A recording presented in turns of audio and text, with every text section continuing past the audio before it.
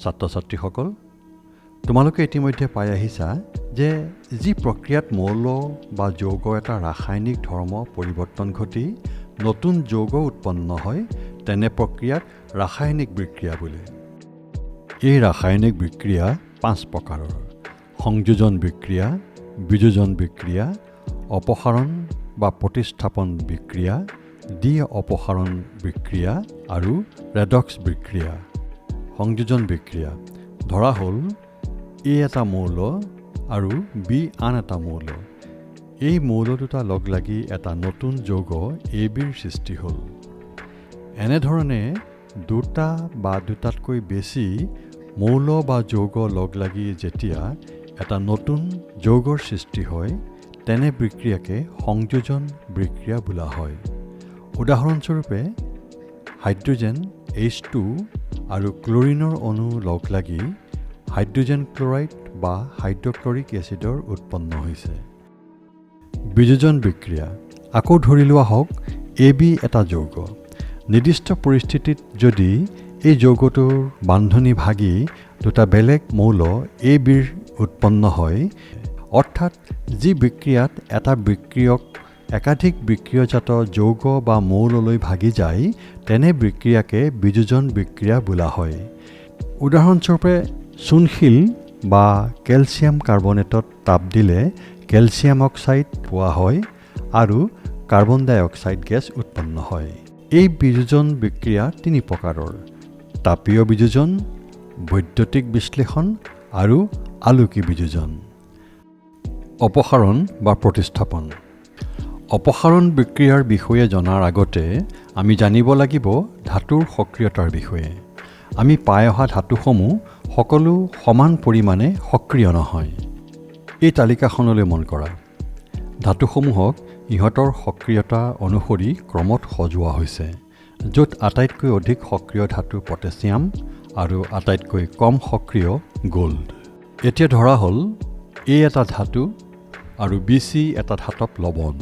এই ধাতুটো যদি B ধাতুটোতকৈ বেছি সক্ৰিয় হয় তেতিয়া A Bক অপসাৰণ কৰিব আৰু AC ধাতব লৱণৰ সৃষ্টি হ'ব। অৰ্থাৎ যি ৰাসায়নিক বিক্ৰিয়াত কোনো এটা ধাতুৱে আন এটা কম সক্ৰিয় ধাতব লৱণৰ পৰা ধাতুটোক অপসাৰিত কৰিব পাৰে তেনে বিক্ৰিয়াকে অপসাৰণ বিক্ৰিয়া বুলি কোৱা হয়। উদাহৰণস্বৰূপে আইৰণ আৰু কপাৰ ছালফেটৰ বিক্ৰিয়াত আইৰণ ছালফেট আৰু কপাৰৰ উৎপন্ন হয়। আগতে দেখুৱাই অহা তালিকাখনলৈ মন কৰিলে নিশ্চয় দেখিবা যে আইৰণ কপাৰতকৈ বেছি সক্ৰিয়। গতিকে আইৰণে কপাৰক অপসাৰিত কৰি আইৰণ ছালফেট সৃষ্টি কৰিলে। দ্বি-অপসাৰণ। এইবাৰ ধৰি লোৱা হওক AB আৰু CD দুটা পৃথক ধাতব লৱণ। এতিয়া AB আৰু CD বিক্ৰিয়া সংঘটিত কৰিলে আয়নৰ সাল সলনি ঘটি নতুন বিক্ৰিয়জাত যৌগৰ উৎপন্ন হ'ব।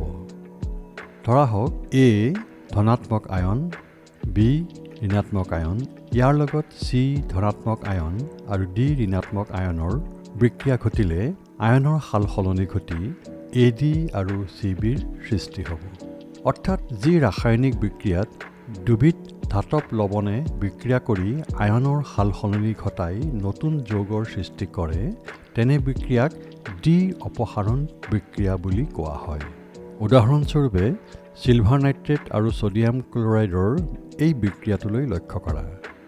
এই বিক্ৰিয়াটোৰ ক্ষেত্ৰত বিক্ৰিয়া সংঘটিত হওঁতে চিলভাৰ আৰু ক্লৰিনৰ লগত লগ লাগি চিলভাৰ ক্লৰাইড গঠন কৰিব আৰু ছডিয়াম আৰু নাইট্ৰেটৰ লগত লগ লাগি ছডিয়াম নাইট্ৰেট গঠন কৰিব।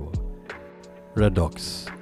ৰাসায়নিক বিক্ৰিয়াৰ পঞ্চমটো আৰু একেবাৰে শেষৰ ভাগটো হৈছে ৰেডক্স বিক্ৰিয়া। ৰেডক্স শব্দটো ইংৰাজীৰ ৰিডাকশ্যন অৰ্থাৎ বিজাৰণ আৰু অক্সিডেশ্যন অৰ্থাৎ জাৰণ শব্দটোৰ পৰা আহিছে। যিবোৰ ৰাসায়নিক বিক্ৰিয়াত জাৰণ আৰু বিজাৰণ দুয়োটাই একে সময়তে একেলগে সংঘটিত হয় তেনে বিক্ৰিয়াক জাৰণ বিজাৰণ বা ৰেডক্স বুলি কোৱা হয়। জাৰণ বা অক্সিডেশ্যনৰ চৰ্তসমূহ হ'ল অক্সিজেন লাভ কৰা, হাইড্ৰোজেন আঁতৰ কৰোৱা, বিদ্যুৎ ঋণাত্মক মৌল যোগ কৰা, বিদ্যুৎ ধনাত্মক মৌলৰ অপসাৰণ, ইলেক্ট্ৰন হেৰুওৱা। বিজাৰণৰ চত্ৰসমূহ হ'ল অক্সিজেন হেৰুওৱা, হাইড্ৰোজেন লাভ কৰা, বিদ্যুৎ ঋণাত্মক মৌল হেৰুওৱা, বিদ্যুৎ ধনাত্মক মৌল লাভ বা ইলেক্ট্ৰন লাভ কৰা। এতিয়া হয়তো তোমালোকে এই চত্ৰসমূহৰ পৰা জাৰণ আৰু বিজাৰণৰ ধাৰণা আয়ত্ত কৰিব পাৰিবা। এতিয়া এটা ৰাসায়নিক বিক্ৰিয়াৰ উদাহৰণৰ সৈতে চাওঁ আহা। কপাৰ অক্সাইড আৰু হাইড্ৰোজেনৰ বিক্ৰিয়াটোলৈ লক্ষ্য কৰা। এই বিক্ৰিয়াটোত মন কৰিছা যে কপাৰ অক্সাইডে অক্সিজেন হেৰুৱাই কপাৰলৈ ৰূপান্তৰিত হৈছে আৰু ইয়াত যিহেতু অক্সিজেন হেৰুৱাইছে গতিকে কপাৰ অক্সাইড বিজাৰণ ঘটিছে। আনহাতে হাইড্ৰোজেনে অক্সিজেন গ্ৰহণ কৰি H2O সৃষ্টি কৰিছে। ইয়াত যিহেতু অক্সিজেন লাভ হৈছে গতিকে হাইড্ৰোজেনৰ জাৰণ ঘটিছে। এই বিক্ৰিয়াটোৰ ক্ষেত্ৰত হাইড্ৰোজেন বিজাৰক কিয়নো ই কপাৰ অক্সাইডক বিজাৰণ হোৱাত সহায় কৰিছে। আনহাতে কপাৰ অক্সাইড হৈছে জাৰক কিয়নো ই হাইড্ৰোজেনক জাৰণ হোৱাত সহায় কৰিছে। ছাত্ৰ ছাত্ৰীসকল, ৰাসায়নিক বিক্ৰিয়াত জানিবলগীয়া মূল কথাকেইটা আকৌ এবাৰ জুকিয়াই লওঁ আহা। সংযোজন বিক্ৰিয়াত এটাই মাত্ৰ বিক্ৰিয়জাত যৌগৰ সৃষ্টি হয়। বিয়োজন বিক্ৰিয়াত এটাই মাত্ৰ বিক্ৰিয়ক থাকে। অপসাৰণ বা প্ৰতিস্থাপন বিক্ৰিয়াত অধিক সক্ৰিয় ধাতুটোৱে কম সক্ৰিয় ধাতুটোক অপসাৰণ কৰে। অপসাৰণ প্ৰক্ৰিয়াত ধাতুসমূহৰ আয়নৰ সাল সলনি হৈ নতুন যৌগৰ সৃষ্টি কৰে।